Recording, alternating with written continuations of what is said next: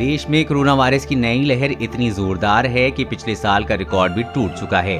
रविवार को पूरे भारत में 1 लाख से ज्यादा नए कोरोना केस सामने आए, जो पिछले साल के एक दिन में अधिकतम 98,795 नए केस से ज्यादा हैं। कोविड-19 महामारी अब तक 1.65 लाख से ज्यादा लोगों को मौत की नींद सुला चुकी है। लेकिन आप जानकर हैरत में पड़ जाएंगे कि देश में अब भी कोविड से ज्यादा दूसरी बीमारियों के कारण मौतें हो रही हैं। आइए देखते हैं कुछ हैरान कर देने वाले आंकड़े। हम सब जानते हैं कि कोरोना वायरस संक्रमण है।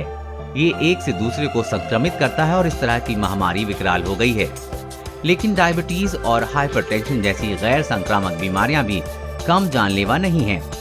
आंकड़े बताते हैं कि देश में हर 3 में से 2 मौतें इसी बीमारी के कारण हो रही हैं, जो एक इंसान से दूसरे इंसान को संक्रमित नहीं करती।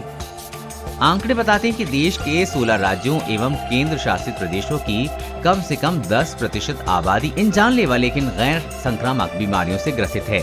1990 के दशक से भी भारत में ऐसी गैर संक्रामक बीमारियां संक्रामक बीमारी के मुकाबले ज्यादा घातक साबित हो रही हैं।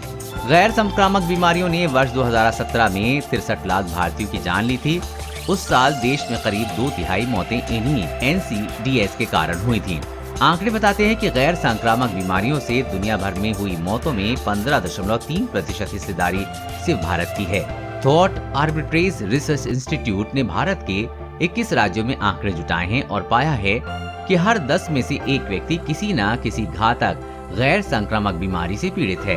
उसने इसी वजह जानने की कोशिश की तो पता चला कि इसके पीछे खराब जीवन शैली और दूषित वातावरण की सबसे बड़ी भूमिका है।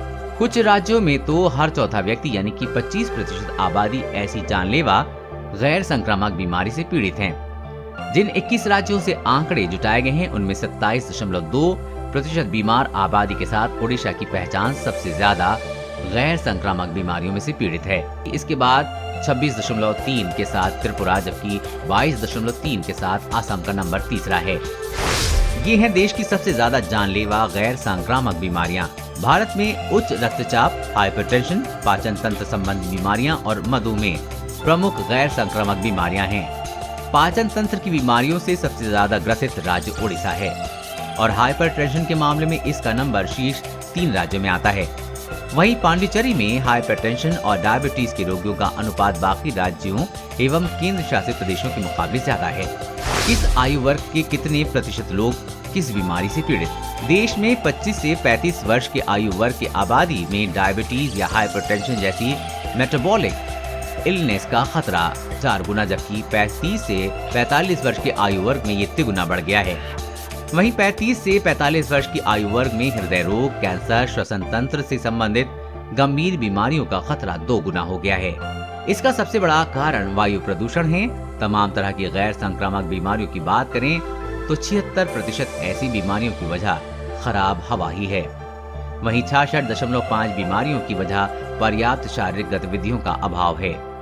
55% की वजह खराब खान पान और 44% की वजह बहुत ज्यादा तनाव है। हर तरह की अपडेट पाने के लिए चैनल को सब्सक्राइब करें और अपने दोस्तों को शेयर करना न भूलें।